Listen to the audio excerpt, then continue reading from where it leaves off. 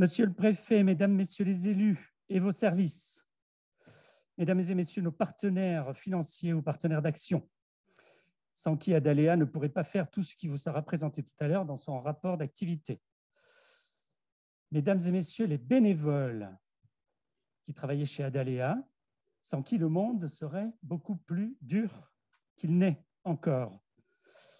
Mesdames et messieurs les salariés d'Adalea, qui êtes des acteurs quotidiens pour Adalea et sans qui Adalea ne serait qu'une amicale de gens sensibles et humanistes. Mesdames et messieurs, les personnes accueillies et accompagnées par Adalea, avec qui Adalea veut travailler encore, et mes amis, membres d'Adalea, administrateurs, administratrices, experts comptables et commissaires aux comptes. Je suis Lionel Bras, donc je préside le conseil d'administration d'Adalea depuis novembre 2020 et je suis heureux de vous accueillir pour cette nouvelle assemblée générale. Donc, bien entendu, tout d'abord, je souhaite vous prier d'excuser les conditions dans lesquelles cette assemblée se réunit. Je remercie également ceux qui auraient souhaité participer mais qui en ont été empêchés, soit pour un calendrier propre des engagements antérieurs, soit pour un certain nombre, un nombre important, par une obligation de réserve en raison de la période électorale en cours pour les régionales et les départementales. Je poursuis cette introduction sans être trop longue. Je souhaite la poursuivre par d'autres remerciements à l'attention de mes prédécesseurs. Jacques Cousin, membre du conseil d'administration depuis de nombreuses années, que vous avez croisé ici à la présidence de cette assemblée générale au moins une fois, et qui nous a fait savoir qu'il ne souhaitait pas renouveler son mandat d'administrateur au sein de notre conseil d'administration. Et je remercie aussi, bien évidemment, Pierre Grélard, qui n'est pas présent aujourd'hui. Pierre Grélard, fidèle administrateur, infatigable président du conseil d'administration pendant de nombreuses années, qui laissera de belles traces dans la vie de notre association. J'ai eu l'honneur de lui succéder au courant du mois de novembre et je vais essayer d'être digne de son action antérieure. Pour sa part, Pierre Grélard reste candidat au renouvellement de son mandat d'administrateur. Et je ne veux pas influencer les votes, bien entendu, des membres de l'association, mais nous pensons tous que son incontestable expérience sera utile au sein de notre conseil d'administration. Notre assemblée générale a été précédée depuis quelques jours par une diffusion de 3 petites vidéos mises à votre disposition sur le site internet d'Adalea. 3 petites vidéos qui retracent des phases emblématiques de notre activité 2020. Je vous invite à, si vous n'avez pas eu l'occasion, grâce à Twitter, Facebook ou je ne sais trop quel autre réseau social, je vous invite à aller les voir. 3 petites vidéos entre 8 et 10 minutes. 3 petites vidéos qui ont été montées avec dextérité aussi par Clara Lepoul, déjà citée pour sa dextérité. Au-delà de ces 3 vidéos, bien entendu, aujourd'hui, il nous reste à préciser tout cela dans un rapport annuel complet, à le soumettre à votre appréciation et à votre vote. La présentation de ce rapport annuel traditionnel et réglementaire devant cette Assemblée générale se déroulera donc en plusieurs temps. Je commencerai par un rapport moral. Ensuite, un rapport d'activité détaillé vous sera présenté par Christophe Gache, directeur d'Adalea, au pupitre. La parole sera donnée à Denis Guilloux, trésorier d'Adalea, pour vous présenter un rapport financier en duo avec Pierre-Yves Jégu, notre expert comptable de chez KPMG. Puis, nous entendrons le point de vue du commissaire aux comptes, de la commissaire aux comptes Magali Cosquer. Et je reprendrai la parole pour présenter, pour compléter ces éléments par un rapport d'orientation pour l'année 2021. Alors, en fin de séance, pendant la séquence vote des résolutions et élection des membres du conseil d'administration, nous serons à disposition pour compléter nos échanges, éventuellement répondre à vos questions. Notre informaticien Michel à l'ordinateur saura nous dire si la TSF nous envoie des téléx et si on a des questions posées par nos partenaires derrière leur écran. Voilà, bonne assemblée générale. Jingle, et nous passons donc à la phase officielle de notre assemblée générale. Je vais vous lire le rapport moral 2020 pour Adaléa. En janvier 2020, nous validions en conseil d'administration notre projet associatif 2020-2025 avec l'ambition de faire d'Adaléa un acteur majeur de l'inclusion en Bretagne. Le fil rouge de cette ambition ne nous a pas quittés tout au long de l'année. Il a guidé notre réponse pour être davantage à l'écoute des besoins des publics que nous accueillons et que nous accompagnons. Qu'il s'agisse des personnes en grande précarité, des femmes victimes de violences conjugales, des familles ou bien des jeunes investis sur leur devenir professionnel. Les difficultés de chacune se sont accentuées dès le début de la crise sanitaire que nous traversons depuis maintenant plus d'1 an. Dans ces périodes difficiles, nous constatons, s'il en était besoin, qu'il est d'autant plus important pour nos associations d'avoir des capacités de réaction, d'adaptation et d'innovation afin d'apporter des réponses concrètes à toutes ces personnes qui espèrent beaucoup des actions que nous mettons en œuvre pour répondre à leurs attentes. Tout cela n'est possible qu'avec la ressource humaine que nous mobilisons, et je tiens au nom du conseil d'administration et au nom de tous les membres de l'association à remercier chaque professionnel, chaque bénévole de l'association qui s'est investi tout au long de l'année 2020 en s'adaptant à la complexité de cette gestion de crise. Vous aussi, les partenaires d'action, les partenaires financeurs, les partenaires des collectivités, les partenaires du quotidien, nous vous remercions pour le maintien de vos engagements à nos côtés. De confinement en déconfinement, nous avons pris de nombreuses mesures au sein d'Adaléa. Mesures contraignantes et pas toujours simples, mais indispensables pour pouvoir assurer la continuité de nos activités en toute sécurité, voire pour les amplifier à certaines périodes. Je pense notamment à notre accueil de jour qui a été ouvert 7 jours sur 7 pendant le premier confinement et au point santé mobilisé pour réponse au centre Covid-19 pour les publics prioritaires. Nous avons aussi été menés à suspendre certaines actions, à mettre en œuvre des mesures de chômage partiel. De même, l'intervention de nos bénévoles qui viennent apporter leurs compétences en complémentarité de nos professionnels a été très fortement perturbée. Nous les remercions pour leur patience et pour leur investissement si précieux. Nos instances statutaires, quant à elles, se sont tenues à un rythme équivalent aux autres années, mais avec des aménagements et des outils de travail en distanciel. Si les modalités de travail relationnel de proximité que nous menons au quotidien ont été bouleversées par des mesures de distanciation physiques et sociales nécessaires pour nous protéger, cela ne nous a pas éloignés de leur sens, de nos objectifs, ni des perspectives que nous avions envisagé de travailler en 2020. Ainsi, la déclinaison de notre projet associatif en projet de service a été enclenchée dans les différents pôles.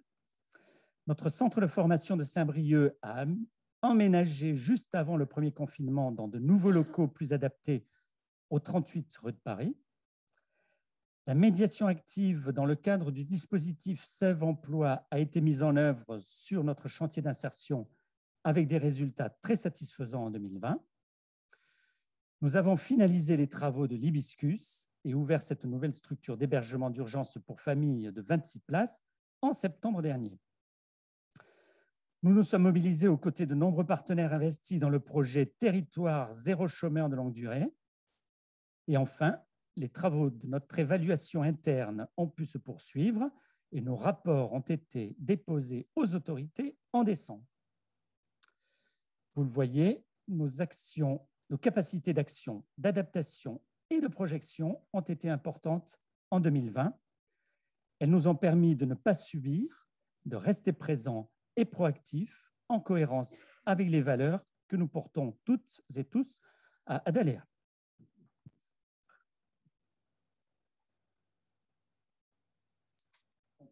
On passe tout de suite au rapport d'activité. La parole est donc à Christophe Gache, directeur. Voilà, donc je vais m'attacher à vous faire une présentation de l'activité 2020. Alors, pour information, les personnes présentes aujourd'hui ont eu le rapport qui leur a été transmis effectivement pour cette Assemblée générale.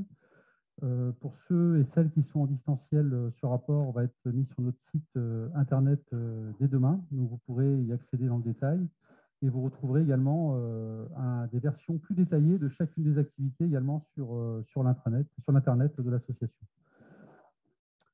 Voilà, donc je vais simplement, dans un premier temps, vous donner un petit peu la photographie de ce que c'est qu'Adaléa, de ce que ça représente un peu avec quelques données chiffrées. Alors, mon propos va être beaucoup sur des données chiffrées, hein, et quelques éléments à côté, mais quand même, c'est le reflet aussi de notre activité sur l'année, sur une vision par rapport à ça.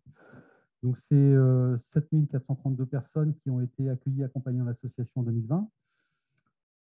À noter que c'est un chiffre légèrement inférieur à 2019, mais qui s'explique aussi notamment sur le fait qu'on a eu des périodes, effectivement, sur la partie notamment formation, avec des périodes où on n'a pas accueilli de stagiaires, hein, notamment une période de chômage partiel, ce qui fait à peu près une baisse de 16% sur l'accueil des publics.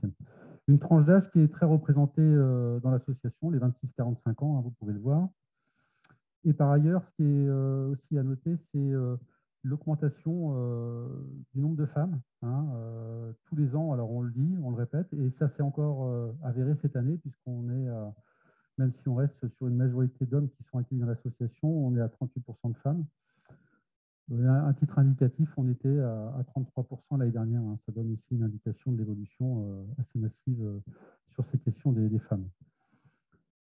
C'est 125 salariés l'association, avec une partie de salariés permanents, des CDD, des CDDI et des CDDU.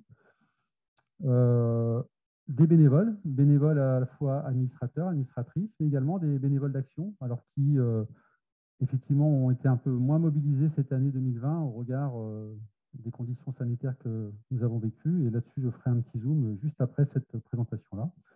Et puis, c'est aussi la capacité qu'on a eue à quand même pouvoir accueillir des stagiaires de la formation professionnelle, des stagiaires effectivement qui souhaitent s'engager sur un métier du social ou sur d'autres métiers qui viennent effectivement nous rencontrer. Donc, on a quand même pu, à certains moments, accueillir aussi quelques stagiaires, mais si c'est un peu moindre que certaines années. Et également activer le volontariat en service civique avec 2 accueils sur 2020. Alors, je vais commencer effectivement la présentation parce que c'est un peu le fil rouge de ce qui va se dérouler derrière. Ça a été évoqué dans le rapport moral du président, mais l'impact de la Covid-19, ça a eu un impact important sur nos activités. Et je vais vous donner quelques éléments sur ce que ça a généré pour Adaléa. Alors, c'est aussi quelque chose qui, je veux dire, a impacté l'ensemble des acteurs avec lesquels nous travaillons. Hein. On n'est pas les seuls à avoir été impactés, mais au moins, on va vous donner un peu des éléments concernant Adaléa. Donc, sur quelques actions réalisées, hein. D'abord, on a effectivement, comme beaucoup d'associations, beaucoup d'administrations, etc., beaucoup d'entreprises mis en place un plan de continuité. On a eu aussi une forte demande sur des mises à l'abri des personnes sans domicile, notamment pendant les périodes de confinement. Vous avez en dessous un petit fléchage avec ce plus 661% d'unités hôtelières en 2020 par rapport à 2019. Je vais vous donner là aussi un chiffre, 661, mais c'est en gros, en 2019, on avait 1424 unités hôtelières. En 2020, on est passé à 10 000, presque 11 000 unités hôtelières. Hein, ça vous donne un peu la dimension de ce que ça génère en termes de mise à l'abri sur ces périodes-là. On a également été, ça a été évoqué, on appuie sur le volet sanitaire de l'ouverture du centre d'hébergement spécialisé Covid-19 pour les personnes en grande précarité, hein, même si ce centre a peu accueilli. Beaucoup se sont mis en place en France, et dont un effectivement sur les Côtes d'Armor. Ils ont peu accueilli, mais pour autant, il a fallu quand même enclencher un certain nombre de choses par rapport à ça, dans le cas où on était amené à accueillir. Donc, il y a eu 2 personnes d'accueillis, 2 ou 3 personnes sur les périodes de confinement, etc. Mais voilà, ça a rempli son rôle. C'était nécessaire. Maintenant, ça n'existe plus en tant que tel, quoi.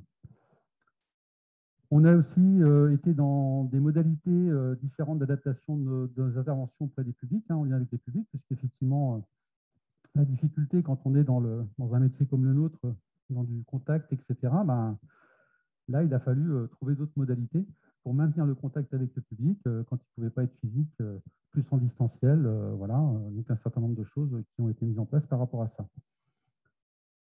Les masques dont on a tant manqué au début, là aussi, vous avez un chiffrage de ce qu'on a pu distribuer sur l'année 2020, c'est 24 000 masques. C'est pas rien. Donc, une grosse partie nous a été fournie effectivement par les services de l'État. Et puis, il a fallu aussi qu'on investisse pour ces masques, tous ces produits, tous ces éléments de protection qui sont aujourd'hui font partie de notre quotidien et pour lesquels, là encore aujourd'hui, on est effectivement dans une situation où on est encore masqué. Il y a eu des problématiques qui sont accentuées chez les publics, hein, avec un isolement important des publics qui étaient déjà fragilisés. Hein. Le confinement n'a pas aidé. Notre travail, ça a été aussi de faire en sorte de prendre en compte cet isolement, de faire en sorte que les personnes se sentent moins, elles aussi, isolées, mais c'est un élément qui est fortement ressorti.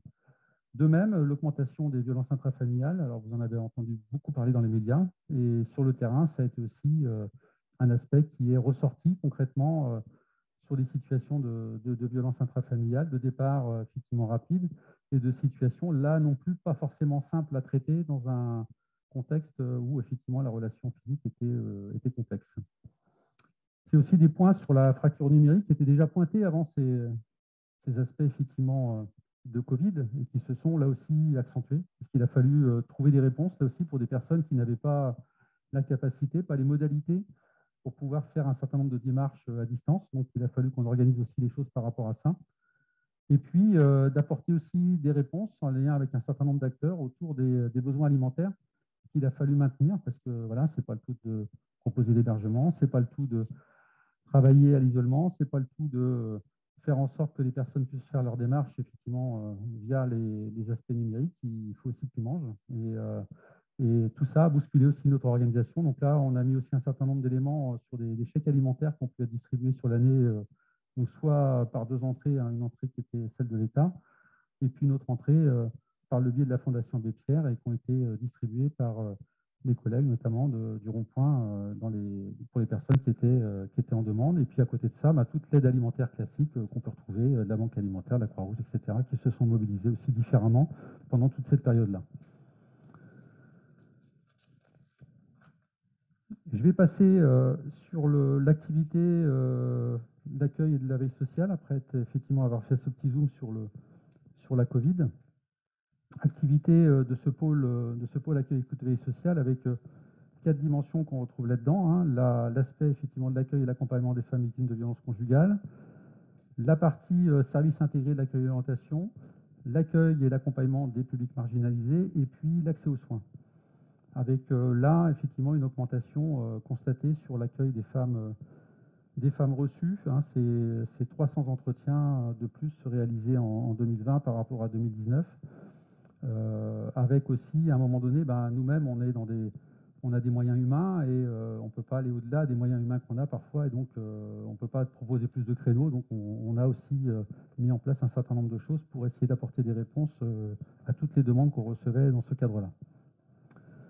Ne pas oublier les enfants qui aussi eux-mêmes étaient dans ce contexte de violence familiale. Hein, donc c'est 531 enfants qui ont été repérés dans ce contexte-là sur l'année 2020.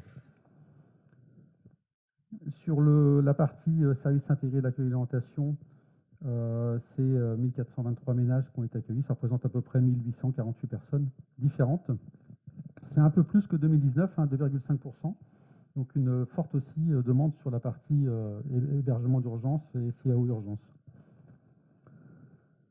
Sur l'aspect de l'accueil et de l'accompagnement des publics marginalisés, donc là, on est sur des modalités, donc ça a été dit tout à l'heure, une ouverture de la boutique Solidarité qui a été amplifiée à certains moments, qui aujourd'hui est maintenue sur un schéma de 6 jours sur 7 et pour lequel, effectivement, il y a eu aussi d'autres modalités parce qu'il a fallu rencontrer les gens à l'hôtel, etc. Donc ça a été un peu différent simplement du simple accueil sur le site. Il a fallu aller un peu plus sur la démarche d'aller vers celle qui est faite dans la partie accompagnement social sur l'espace public. Il a fallu décaler un peu plus sur les rencontres à l'hôtel, aller voir les personnes effectivement qui parfois avaient des difficultés aussi à rester confinés et qui repassaient de la rue à l'hôtel et parfois retournaient à la rue pour repartir à l'hôtel. Voilà, c'était aussi là un schéma un peu plus compliqué.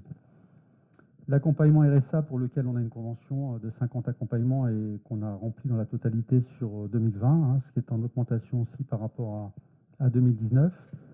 Et puis une forte augmentation d'activité aussi sur les points santé, hein, puisqu'on a une augmentation de 28% des personnes accueillies sur la partie santé par rapport à 2019, hein, avec une forte accentuation notamment sur le territoire de Saint-Brieuc. Voilà qui s'est ressenti, mais forcément, hein, période de crise sanitaire, etc., il a fallu aussi gérer tous ces aspects-là avec les personnes en difficulté. Je vais passer à la partie logement-hébergement. Donc avec plusieurs aspects, ce qu'on dénomme encore comme étant l'hébergement d'insertion, l'hébergement d'urgence, et puis un panel de dispositifs et de prestations d'accompagnement, et puis d'autres dispositifs d'hébergement sur lesquels je pourrais revenir éventuellement. Donc sur la partie hébergement d'insertion, donc vous voyez sur les centres d'hébergement d'insertion sociale, ça a été 144 personnes hébergées. Peut-être à noter quand même sur cette partie-là que la finalité, c'est quand même l'accès au logement. Et sur 2020, malgré le contexte, c'est 62% des sorties qui se sont faites vers du logement ordinaire, alors qu'on était sur 58% en 2019, donc une légère augmentation aussi vers le sortie du logement ordinaire, mais avec des durées d'hébergement pour les publics qui se sont allongées en 2020 quand même. C'est-à-dire qu'effectivement, il y a eu un engorgement à la fois sur l'urgence, sur les dispositifs d'insertion, et par contre, les sorties, quand elles ont pu se faire, elles ont été davantage effectivement tournées vers le logement. Donc, c'est un élément à la fois positif, mais qui interroge aussi sur les durées et la sortie effectivement vers les dispositifs de logement, d'accès au logement. Libritel, donc structure alternative aux unités d'hôtel, hein, qui avait ouvert en 2014, pour lequel effectivement il y a eu 203 personnes d'accueillis, ce qui représente 137 ménages, donc a été très mobilisé aussi sur ces périodes de confinement et de déconfinement. Et de même, l'Hibiscus qui a ouvert ses portes en cours d'année, qui a accueilli quand même 31 personnes sur cette partie de fin d'année, en fait, dans ce dispositif-là. Donc on voit tout de suite que les places créées dans ces structures-là se sont très vite remplies. Et ont permis aussi à certains moments, malgré tout, de désengorger l'hôtel. Hein. Donc on est dans une situation effectivement où ça permet quand même de remplir un rôle par rapport à ça. Et puis vous avez tout le panel des accompagnements, des mesures d'accompagnement. Alors certaines effectivement financées dans le cadre d'appels à projets ou dans le cadre de marchés publics où on peut être avec un certain nombre de partenaires. Je pense à l'ASEL, je pense à la ESF. Et puis d'autres qui sont apparus, comme l'accompagnement social renforcé dans l'urgence, qui fait l'objet d'un des petits films, hein, qui vous a été diffusé sur les réseaux, que vous pourrez aller voir si effectivement vous ne les avez pas vus, puisque c'était simplement pas de dire qu'il fallait mettre les gens à l'abri pendant ces périodes effectivement difficiles de 2020, mais qu'il fallait aussi profiter et se saisir de ça pour potentiellement leur proposer un accompagnement spécifique pour leur permettre de ne pas retourner à la rue et de pouvoir effectivement accéder à un logement classique. Et puis les autres dispositifs, donc le phare de l'ESSEPS qui est la pension de famille, le dispositif d'allocation de logement temporaire, et puis on est également structure relais et CAO. À noter que le bail à habitation qu'on avait sur l'ODEAC a pris fin en 2020, hein, donc la communauté de communes a repris son bien et on n'a plus d'hébergement là depuis le courant 2020. Je vais passer à la partie emploi-formation, avec 4 aspects là aussi dans l'emploi-formation. L'accompagnement à l'insertion socio-professionnelle avec différentes mesures, hein, la gamme prépa de la région, donc le prépa Avenir Jeune, et l'action expérimentale des publics accompagnée par la protection judiciaire et la jeunesse. Et puis le travail aussi sur la remobilisation RSA qui existe là-dessus, donc avec un nombre de stagiaires accueillis sur l'année qui, malgré le confinement, est quand même important. Hein. On a 276 stagiaires, dont 85% ont un niveau 3 ou infra 3, hein, c'est-à-dire un niveau plus ou moins égal au CAP, BEP. La construction du projet professionnel avec, toujours dans la gamme prépa, la prépa projet, où là, 231 stagiaires ont été accueillis avec un pourcentage important de femmes, 66% de femmes, et un niveau de qualification qui est plutôt autour du niveau 2, certificat d'études primaires, brevet des collèges. La remise à niveau des savoirs de base, donc avec les compétences clés, alors qu'ils sont devenus dans la gamme prépa depuis juin en fait 2020. On appelle aujourd'hui prépa clé depuis juin 2020, même si sur l'année 2020 on a plutôt été sur la finalisation de ce qui était autour du dispositif compétences clés, avec 184 stagiaires accueillis sur les territoires de Loudiac et Pontivy, et certains qui ont pu cumuler effectivement plusieurs parcours prépa clé. Et puis on a aussi un versant dans ce domaine-là, entreprise, qui est parfois plus important, qui a été moins important cette année, avec des financements effectivement de bénéficiaires dans le cadre des financements des EPCO, là, notamment voilà, contributions qui permettent effectivement d'apporter les réponses aussi à certaines entreprises. Et le dernier aspect qui est sur la question de la mobilité avec nos auto-écoles solidaires, donc, ont été fortement impactés sur 2020 puisque les cours de code ne pouvaient plus se faire en présentiel. Ils ont repris très récemment pour notre secteur d'intervention, parce qu'il y a une pédagogie spécifique, un public spécifique, et elles viennent juste de reprendre là, en 2021, là, ces dernières semaines. Mais jusque-là, depuis mars 2020, on était sans pouvoir faire de code en présentiel. On a même été sans pouvoir faire du tout, ni code ni conduite pendant une grande période. Et donc forcément, ça a impacté le nombre de personnes qui ont pu être accompagnées là-dessus, sur ces dispositifs, où il y a 3 auto-écoles, Ploërmel, Pontivy et Loudiac. Donc 27 codes quand même de la route qui ont été obtenus et 16 permis qui ont été obtenus quand même sur la période de 2020. Sur la partie atelier chantier d'insertion, donc là on a un atelier peinture et second œuvre bâtiment qui a accueilli sur l'année 24 salariés en transition professionnelle, donc une majorité d'hommes. Le support fait que effectivement c'est majoritairement des hommes, mais il y a aussi des femmes qui sont parfois accueillies sur ce champ-là. Ce qui est à noter, ce qui a été dit déjà tout à l'heure, c'est effectivement l'intégration en 2020 de la formation action Sève Emploi. Donc formation action qui vise à multiplier en fait les opportunités d'accès à l'emploi durable pour les salariés qui sont accueillis sur le chantier, et qui permet de contribuer effectivement à faire en sorte que les accompagnements se fassent aussi en entreprise directement, plus que ce qui ne se faisait avant. Et donc là, on a un taux de sortie en emploi durable qui est important, taux de sortie qu'on n'avait jamais eu depuis ces dernières années. Et je crois que la mobilisation là, de l'ensemble de l'équipe du chantier d'insertion, y compris des salariés eux-mêmes, qui sont aussi dans ce schéma-là, a été pour beaucoup dans le travail qui a été fait sur toute l'année 2020 et qui va se poursuivre en 2021, puisqu'on a la possibilité de rentrer dans ce qu'on appelle le CEF2, qui va accentuer cette partie-là et pouvoir nous permettre de travailler davantage encore avec le champ de l'entreprise. Voilà, donc j'ai brassé, j'allais dire, à ce stade, l'ensemble des activités de l'association. Après le bilan d'activité, donc maintenant le rapport financier. Donc c'est Denis Guillou qui va prendre la parole, qui va vous présenter ça en binôme avec Pierrick Jégu. Bonjour à tous. Donc effectivement, nous allons vous présenter donc la situation financière de l'association, donc en 3 parties. En ce qui me concerne, donc la partie produit par pôle et donc résultat par pôle. Ensuite, M. Jégu, notre expert comptable, la structure financière de notre association. Et en 3e partie, Mme Kosker, la commissaire aux comptes, qui vous présentera son rapport. Première partie, les produits par pôle. Vous voyez la totalité des produits, 7 377 000 par rapport à 5 924 000. Une augmentation sensible de plus de 24%, qui s'explique déjà, vu ce que vous a dit M. Guinche, par rapport à l'année spécifique Covid. Premier pôle, accueil coût des veilles sociales.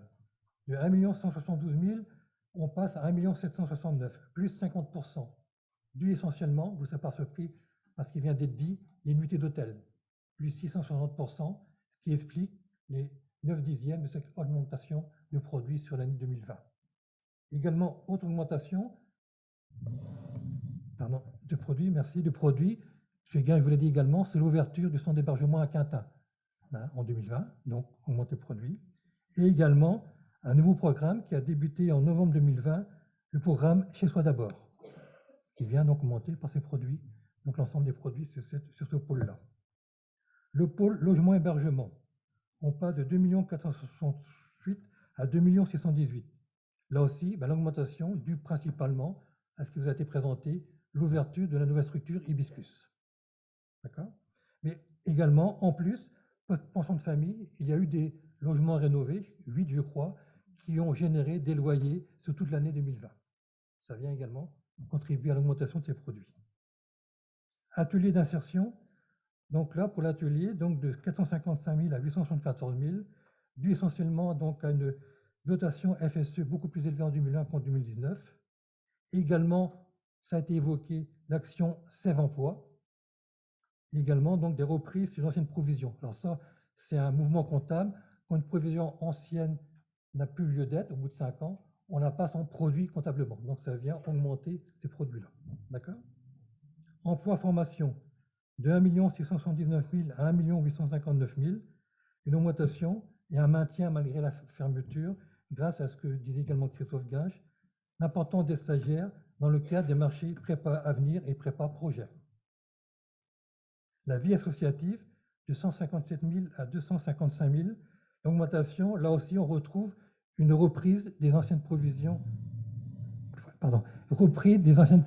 de plus de 5 ans, donc ils viennent également comptablement augmenter les produits.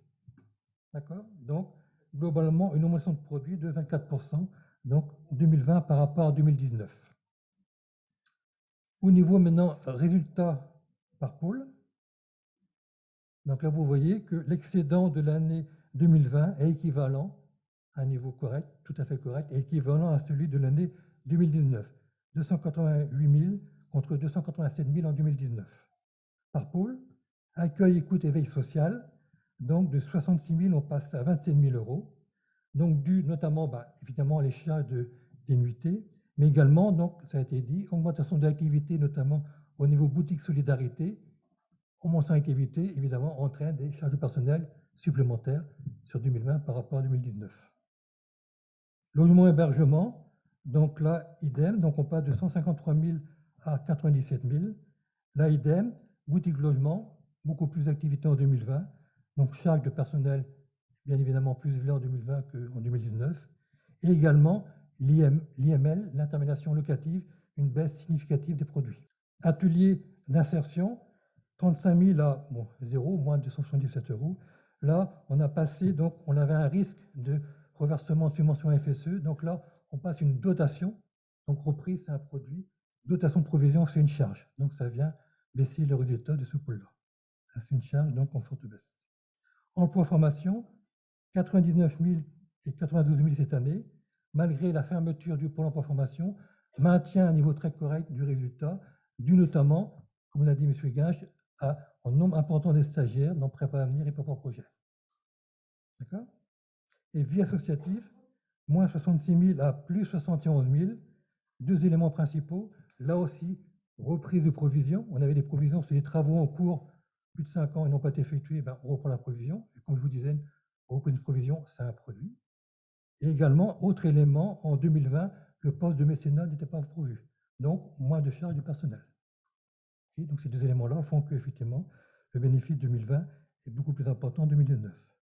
Donc, résultat de l'année, 288 937 contre 287 000, donc résultat équivalent en l'an dernier, et excédent qui va venir renforcer notre structure financière qui va vous être présentée par M. Gégu, notre expert comptable.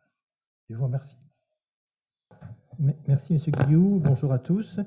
Donc il me revient une tâche assez facile puisqu'en fait je n'ai que 4 chiffres à vous présenter, donc pour 2019 et pour 2020, mais des chiffres qui ont une extrême importance puisque l'objectif quand même est de vous assurer de la solidité financière de l'association Adalea, et notamment lorsque l'on traverse ou l'on a traversé une période de crise sanitaire, comme vous l'avez évoqué M. Guinche à plusieurs reprises, il est important de pouvoir démontrer, de pouvoir prouver à vos partenaires économiques et financiers que vous êtes en capacité financièrement de mener à bien des projets, de les soutenir et éventuellement même parfois d'avancer des financements en attendant que les fonds prévus vous soient effectivement accordés.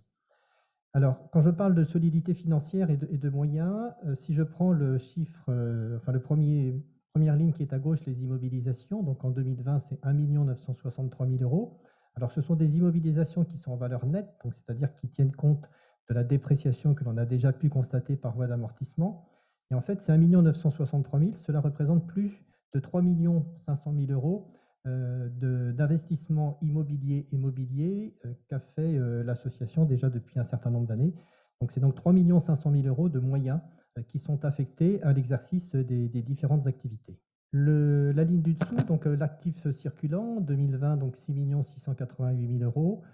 Donc là, il y avait la trésorerie, bien sûr, mais pas que de la trésorerie. Il y avait pour 1 200 000 euros de créances qu'il restait encaissées, donc créances qui financent les activités. Donc, M. Guillou nous a indiqué à l'instant le montant des produits consacrés à l'activité. Donc, il restait 1 200 000 euros à recevoir en fin d'année. Et puis, donc, la différence, donc, environ 5 millions d'euros pour la trésorerie.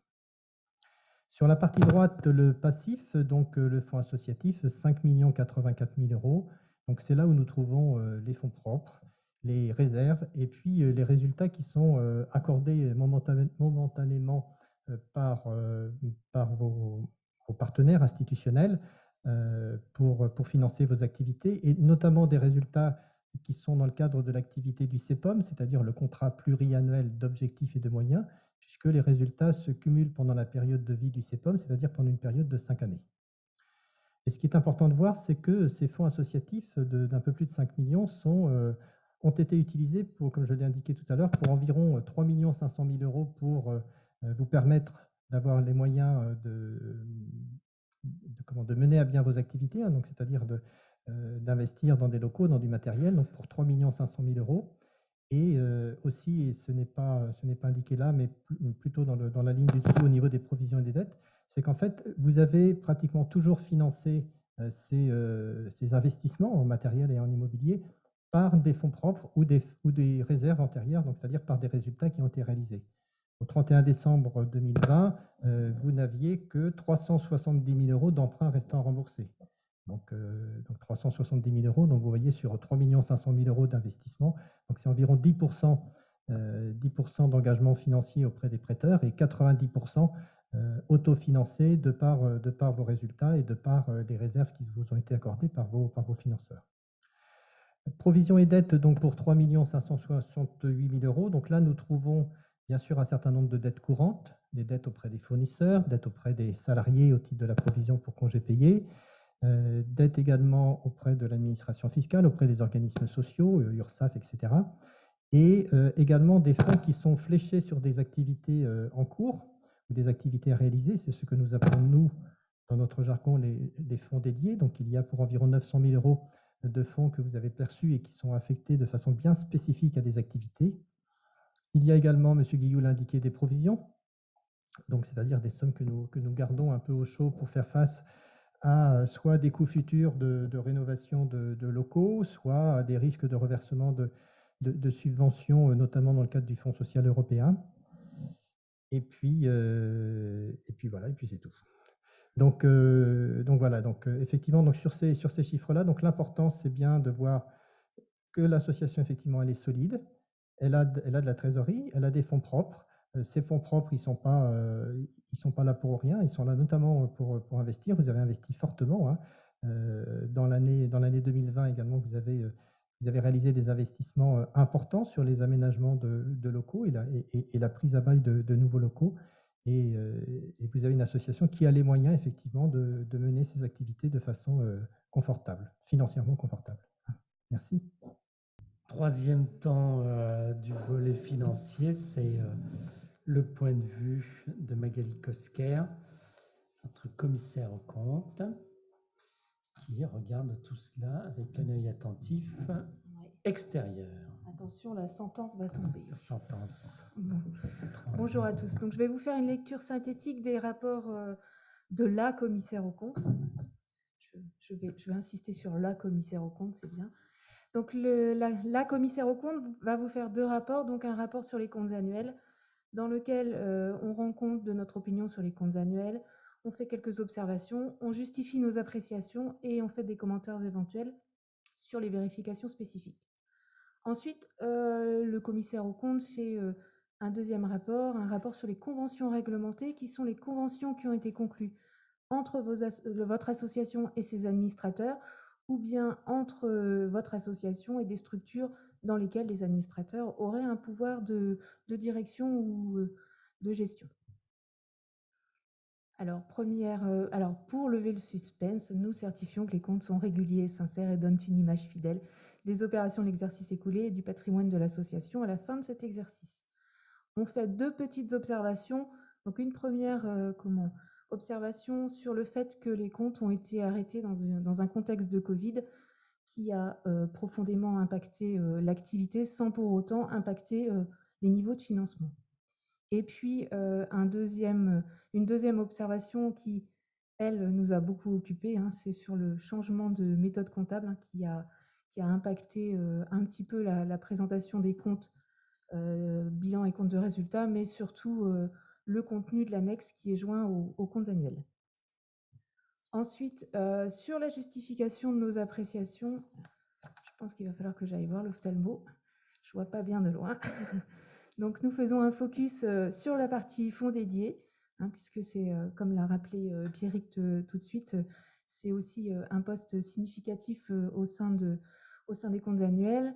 Un focus aussi sur tout ce qui est subventions, dotation globale et produits de la tarification, hein, puisque c'est aussi une partie significative de nos contrôles. Et puis là aussi, on s'est attaché à s'assurer que le changement de méthode comptable avec le nouveau plan comptable applicable depuis le 1er janvier avait été correctement appliqué. Concernant la partie vérification spécifique, donc là, c'est s'assurer que toute la partie réglementaire à laquelle est soumise l'association est correctement respectée. Donc, nous n'avons pas de commentaires particuliers à formuler sur ce point. Et ensuite, le rapport spécial sur les conventions réglementées. Donc, il n'y a pas eu de convention nouvelle portée à notre attention ou que nous aurions décelé lors de nos contrôles. Et concernant les conventions anciennes, comme votre association dépend du Code de l'action sociale et des familles, est mentionnée dans ce rapport la rémunération du directeur qui est rémunéré en application de la convention collective. Voilà. Pour faire court et synthétique, si quelqu'un souhaite que je fasse une lecture exhaustive de tout ce qui est dans mes 5 pages de rapport, si quelqu'un a des difficultés à s'endormir, je peux y contribuer. Rapport d'orientation présenté par le président. Je débuterai mon rapport d'orientation en fixant une ligne d'horizon d'optimisme qui, si elle nous donne parfois l'impression de s'éloigner, nous laisse entrevoir des jours meilleurs. Conservons l'optimisme de pouvoir retrouver ces petites choses du quotidien d'avant, même si nous allons devoir attendre encore un peu. Cette attente, Cette attente, nous la mettons à profit depuis le début de l'année 2021 en réalisant notre programme de l'année avec pour objectif de participer à notre échelle et au bénéfice de notre association à la construction du monde d'après. Ainsi, depuis janvier 2021, en cohérence avec notre projet associatif, nous sommes engagés avec la coopérative Aviso dans une adaptation de l'organisation fonctionnelle de notre association afin d'optimiser son fonctionnement et de mieux prendre en compte les évolutions de notre environnement. Les 2 premières étapes de ce travail, que sont le diagnostic et l'élaboration des pistes d'amélioration, mobilisent l'ensemble des forces vives de l'association et se déroulent depuis ce premier semestre 2021. En parallèle, nous poursuivrons sur toute l'année le travail de déclinaison des différentes orientations du projet associatif dans les pôles par famille d'activités. En 2021, nous engagerons un travail important pour notre centre de formation dans l'objectif d'obtenir la certification Calliope nécessaire à la poursuite de nos activités de formation. En 2021, nous poursuivrons l'expérimentation du nouveau métier apparu dans notre organisation sur le champ de la veille sociale, celui de travailleur pair. Avec ce nouveau métier, il s'agit de renforcer les moyens et les compétences inclusives compétences inclusives des professions éducatives existantes. Donc, je reprends ma phrase. Il s'agit de renforcer les moyens et les compétences inclusives des professions éducatives existantes en prenant appui sur le regard, l'écoute et le vécu du travailleur pair pour soutenir ceux et celles qui parfois éprouvent des difficultés à se relever. D'autres projets et réflexions vont se mettre en place tout au long de l'année sur les différents pôles de l'association dans une conception partenariale large. Car si Adalea porte sa propre identité, celle-ci s'inscrit aux côtés de ceux et celles qui partagent notre ambition et nos valeurs. Je peux citer notamment le travail de diagnostic pour la création d'une plateforme mobilité sur le territoire de Saint-Brieuc-Armor-Agglomération, ou bien la réflexion engagée sur l'autopartage sur le territoire de l'Oudéa Communauté Bretagne Centre, ou encore, au titre du service intégré de l'accueil et de l'orientation porté par l'association, la mise en œuvre de l'expérimentation du Chez Soi d'abord, qui mobilise de nombreux acteurs sur le département. Et je confirme aussi qu'Adalea est bien évidemment disponible tout au long de l'année pour s'impliquer auprès de nos partenaires dans toute réflexion, pour tout projet qui apparaîtrait dans le champ de nos engagements et de nos valeurs. Certes, nous engageons notre année 2021 dans un contexte incertain, mais avec des projets, avec l'espoir et la confiance que notre action associative s'inscrive dans cette ligne d'horizon d'optimisme et participe à l'amélioration des parcours de vie des publics que nous accompagnons à Adalea. Merci à toutes et à tous. La dernière étape maintenant, c'est le vote des résolutions. Pendant ce vote des résolutions, bien entendu, nous sommes à disposition pour répondre à vos questions. Donc, du coup, la 4e question, et éventuellement compléter tout ce qui a pu être dit. Le vote des résolutions est donc assuré par les membres de l'association qui se connaissent, qui viennent de payer leurs cotisations, et pour 3 d'entre eux qui vont voter 2 fois puisqu'ils ont reçu un pouvoir. Ensuite, nos assesseurs Denis Guillou, Chantal Lepouec, donc qui est parti, qui a un empêchement, donc Michel Brémond va les suppléer. Nos assesseurs ramasseront les bulletins de vote et feront le dépouillement et nous annoncerons les résultats d'ici quelques minutes. Oui, alors il va falloir patienter quelques minutes. Je propose éventuellement à ceux qui le souhaitent, soit s'ils n'ont pas de questions, peut-être des réactions, voilà, dans le partage d'informations, soit dans la salle, soit éventuellement sur la visio, suite à cet AG. J'avais une question que je m'étais jamais posée concernant l'association, mais je souhaitais savoir combien il y avait d'adhérents à l'association aujourd'hui. Enfin voilà, du coup c'est une... Voilà, c'est-à-dire effectivement combien de personnes vont voter aujourd'hui? Ouais. Eh bien, 13 personnes sont adhérentes à notre association, dont la quasi-totalité sont également administrateurs. C'est ce que je disais un peu en introduction et en vous accueillant. Cette association, effectivement, ne vit que grâce à vous, les salariés. Votre poids est bien plus important. Et ce matin, dans un groupe de travail où nous sommes réunis, nous avons insisté là-dessus, effectivement. Votre point de vue doit être pris en compte plus que tout, puisque vous êtes 120, je crois, disait-on, sur le rapport d'activité. 13 membres de l'association, 12 administrateurs. D'accord, merci. Alors, il y a une question sur le chat là aussi. Pourquoi n'y a-t-il pas d'auto-école solidaire sur le secteur de Saint-Brieuc? Alors, question intéressante. Oui, il n'y a pas d'auto-école sur le secteur de Saint-Brieuc. Il y a plein d'endroits où il n'y a pas d'auto-école solidaire. Mais c'est vrai que les auto-écoles solidaires ont été développées dans un premier temps sur les secteurs qui avaient de grosses problématiques de mobilité, et notamment mobilité qui pouvait freiner l'accès à l'emploi. Donc, elles se sont mises en place principalement sur le centre Bretagne. Et aujourd'hui, des réflexions sont en cours, effectivement, sur le territoire de Saint-Brieuc. On l'a évoqué, ça a été évoqué dans le rapport moral tout à l'heure, sur les aspects de mobilité. Alors, la réponse n'est pas simplement l'auto-école, je crois, dans les aspects de mobilité. Il faut brasser plus large que ça.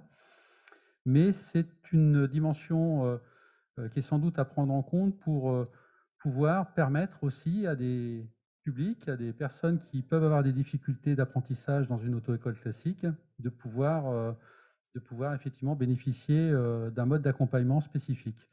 Donc, ça verra peut-être le jour dans les prochaines années, on verra ce qui ressortira de ce travail qui est actuellement en cours sur l'évaluation un peu de la ressource sur l'agglomération et puis et des possibilités qui pourront être offertes effectivement aux différents publics par l'agglomération, parce que c'est une compétence qui relève effectivement de l'agglo, la question de la mobilité.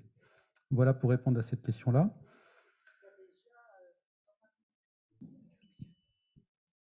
Je peux que confirmer ce que donc nous dit Christophe en ce qui concerne l'auto-école solidaire sur Saint-Brieuc.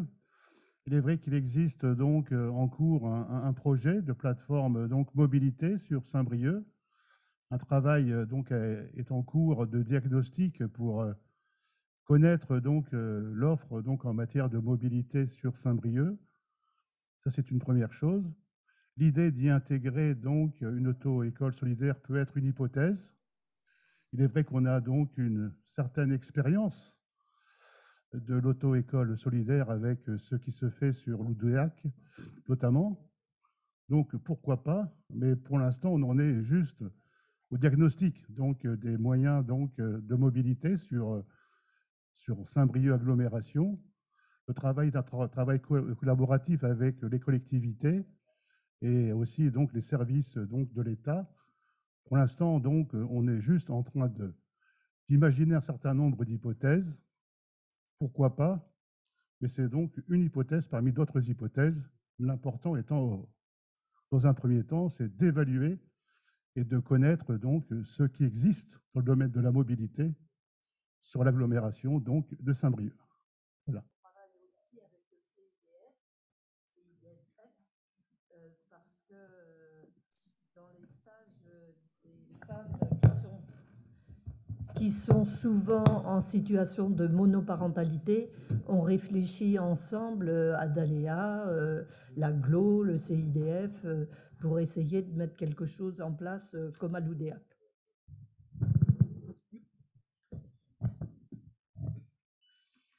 Alors, il y a deux autres questions sur le chat là.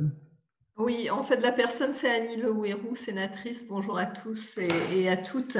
J'avais une question concernant l'accompagnement spécifique que vous avez pu mettre en place auprès des personnes SDF ou en tous les cas assez éloignées du logement classique pour les aider, enfin, qui ont été mis à l'abri en fait dans le cadre du Covid et que vous avez pu accompagner de manière plus particulière et peut-être garder et créer et les faire entrer en fait dans des dispositifs d'aide ou d'accompagnement leur permettant d'aller vers le logement classique. Est-ce que vous pouvez développer un petit peu ce point que vous avez évoqué dans votre rapport, dans un de vos rapports? Pamela Roussel est dans la salle. Peut-être, puisqu'il y a, alors Madame Leouérou, pour votre indication, alors je l'ai évoqué à un moment dans le propos, ça a été évoqué aussi au début, il y a des petits films qui ont été faits, qui sont accessibles sur notre site internet, et il y en a un qui montre en fait cette expérimentation de la mise en place de la SRU, avec effectivement de l'intervention de 2 ou 3 usagers et puis des professionnels qui accompagnent ces personnes-là sur la manière dont ça a été mis en œuvre. Mais je vais laisser peut-être Pamela Roussel vous répondre à cette question. Voilà. Oui, donc de manière assez synthétique, parce que comme disait Monsieur Guinche, il y a une vidéo qui l'explique assez bien et qui est assez parlante, parce que les personnes qui ont pu en bénéficier l'expriment aussi avec leurs propres mots. Mais sur la manière dont ça a pu être mis en place, donc on a pu demander à des personnes qui étaient hébergées sur l'urgence s'ils souhaitaient avoir un accompagnement social renforcé et global. Donc en gros, un accompagnement de type CHRS dans notre jargon, dans le sens où c'est un accompagnement qui est autant sur la santé que sur l'administratif, que sur le budget, que sur la parentalité ou en tout cas les domaines où la personne souhaite être accompagnée. Un projet personnalisé est fait avec la personne pour établir ce sur quoi on l'accompagne. C'est beaucoup de visites sur le lieu d'hébergement d'urgence. C'est des rendez-vous aussi physiques qu'on a pu mettre en place malgré le contexte au niveau du site situé 50 rue de la Corderie. Des accompagnements là aussi physiques au niveau des démarches. Et c'est surtout un gros travail on va dire, de stabilisation de la situation en essayant d'avoir les conditions de réunis pour déposer une demande de logement social dans un premier temps. Parce que déposer une demande de logement social, ça demande d'avoir plusieurs prérequis, à commencer par exemple, une carte d'identité. Et c'est pas simple pour tout le monde. Donc c'est un défi, on va dire, en 6 mois avec la personne, mais c'est un défi qui se fait de manière vraiment rythmée, en concertation avec la personne et de manière très renforcée, je dirais rapprochée même. Voilà. S'il y a d'autres questions, n'hésitez pas, et n'hésitez pas à regarder la vidéo qui est très bien faite par Clara. Oui, et en nombre, est-ce que ça représente un nombre important sur le nombre total de personnes qui se retrouvaient à la rue pour beaucoup? Est-ce que vous en avez récupéré? Est-ce que vous avez réussi à convaincre un nombre accompagné là aujourd'hui, ce qui n'est pas du tout le chiffre global des personnes hébergées aujourd'hui sur l'urgence, hein, bien sûr, mais c'est une première expérimentation qui est en bonne voie de pouvoir se poursuivre, parce que là, on a pu avoir la nouvelle que 2 nouvelles personnes, 2 nouveaux ménages allaient pouvoir être accompagnés. Donc, on espère que ça va pouvoir s'étendre, mais c'est sûr que ça se fait petit à petit, et au vu du temps, et j'ai envie de dire de la qualité aussi de l'accompagnement et le côté renforcé, on a préféré privilégier le qualitatif au quantitatif pour le moment. On espère pouvoir allier les deux prochainement. Oui, il y a eu, essentiellement sur Saint-Brieuc, au niveau de la SRU, parce qu'on demandait s'il y avait plusieurs territoires, mais pour Adalea, mais d'autres associations ont pu mettre en place également cette mesure-là. Là, je n'ai pas les chiffres des autres associations, mais en tout cas, là, c'est uniquement les chiffres pour Adalea que j'ai pu donner. Voilà, c'est une mesure qui a pu être mise en place avec le soutien des services de l'État, hein, sur le département, qui ont effectivement proposé cet aspect-là pour pouvoir faire en sorte que les personnes ne restent pas passives, j'allais dire, dans la situation d'hébergement, et profitent de ce temps-là et des confinements pour éventuellement dégrossir un peu leur situation et pouvoir engager quelque chose, quoi. Voilà. Avec pour objectif de pouvoir accéder ou à un hébergement insertion, donc une situation plus stable, avec un hébergement plus durable, ou le logement pour certains où ça a été le cas. Voilà, il y a une autre question posée d'Emmaüs 22. Alors je vois Emmaüs 22. Peut-on en savoir plus sur le dispositif Chez Soi d'abord? Je vois non, dans la salle, non, je vais en toucher 2 mots, hein, simplement évoquer que c'est un dispositif qui relève de la politique en fait du logement d'abord, hein, c'est un des éléments du logement d'abord, le chez soi d'abord, et qui s'adresse principalement à des personnes qui sont suivies en psychiatrie, qui peuvent avoir effectivement être stabilisées, qui sont en grande précarité, et pour lesquels on va, j'allais dire, proposer un accompagnement qui va débuter directement, potentiellement, dans le logement auquel elles auraient accédé. Hein. C'est-à-dire qu'au lieu de leur proposer un hébergement et puis d'accompagner lors de cet hébergement, on les accompagne directement dans un logement qui leur a été octroyé. Donc c'est quelque chose qui... d'abord, pour situer ça, qui a été travaillé dans le cadre du programme territorial de santé mentale, voilà, à l'échelle du département, qui par ailleurs, Adalea porte la démarche ou co-porte la démarche avec l'association AMICEP et un ensemble d'acteurs du domaine de la psychiatrie, du médico-social, du social, à l'échelle du département, avec 3 territoires qui ont été repérés, qui sont privilégiés pour la mise en œuvre opérationnelle de cette expérimentation sur 2021, les territoires de Saint-Brieuc Armor Agglomération, de l'UDEAC Communauté Bretagne Sanct et puis de l'Agnon Communauté, avec les acteurs du territoire.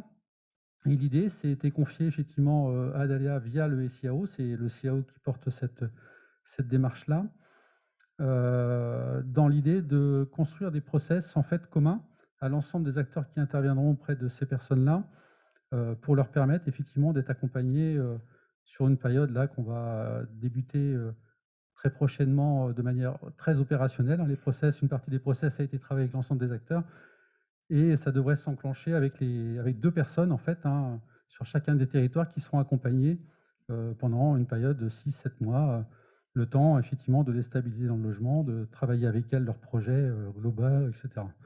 Donc voilà, donc c'est aussi une nouvelle dimension, je veux dire, dans l'accompagnement, de faire avec les personnes et de faire avec les personnes avec un logement qu'elles auront choisi aussi, un lieu qu'elles auront choisi et des modalités d'accompagnement qui leur sera propre à chacune avec j'allais dire un soutien de l'ensemble des acteurs qui sera autour pour les aider à pouvoir déboucher sur une stabilisation par rapport à ce logement-là.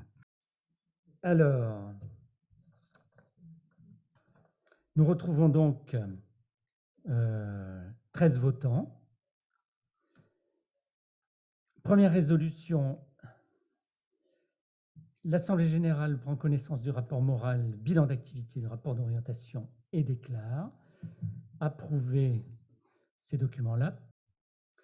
Deuxième résolution, l'Assemblée générale, après avoir entendu la lecture du rapport financier, les explications complémentaires fournies verbalement et avoir entendu la lecture du rapport du commissaire aux comptes sur les comptes annuels, approuve dans toutes leurs parties le dit rapport, le bilan, le compte de résultat, l'annexe pour l'exercice clos le 31 décembre 2020, tels qu'ils ont été présentés, et donne au président, au trésorier et au conseil d'administration quitus de leur gestion. L'Assemblée générale ordinaire approuve le résultat de l'exercice s'élevant à 288 935,77 €.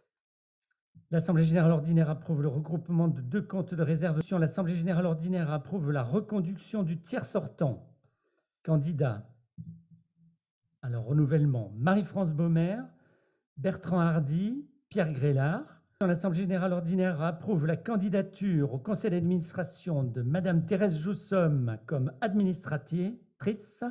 L'Assemblée générale ordinaire approuve le montant de la cotisation annuelle du conseil d'administration, soit 10 € minimum pour les membres adhérents du collège, membres actifs et membres bienfaiteurs, et 2 € minimum pour les membres adhérents au collège personnes accueillies, conformément au statut de l'association article 6. L'Assemblée générale ordinaire, après avoir entendu lecture du rapport du commissaire aux comptes sur les conventions réglementées, approuve les conventions qui y sont relevées. L'Assemblée générale ordinaire valide l'ensemble des décisions qui ont été prises depuis la dernière Assemblée générale et mandate le président de l'association pour prendre les mesures nécessaires en application des présentes résolutions. Le président sera donc élu lors du prochain conseil d'administration et il sera donc en charge de la mise en œuvre de ces 9 résolutions. Conclusion donc. Merci à tous. Merci à ceux qui étaient effectivement avec nous ici en présentiel dans cette salle confortable, ventilée et derrière nos masques. Merci à ceux qui sont derrière notre caméra, devant votre écran. Peut-être avec le masque pour certains, si vous êtes regroupés, sans masque si vous êtes isolés. Je ne sais pas quelle est la situation préférable, regroupé, masqué ou isolé sans masque. En tout cas, merci pour votre participation. Rendez-vous l'année prochaine. J'espère que l'année prochaine, en 2022, effectivement, nous aurons un pot de l'amitié pour pouvoir terminer cette rencontre par des discussions plus agréables et moins masquées. Merci beaucoup. Bon retour. À l'année prochaine.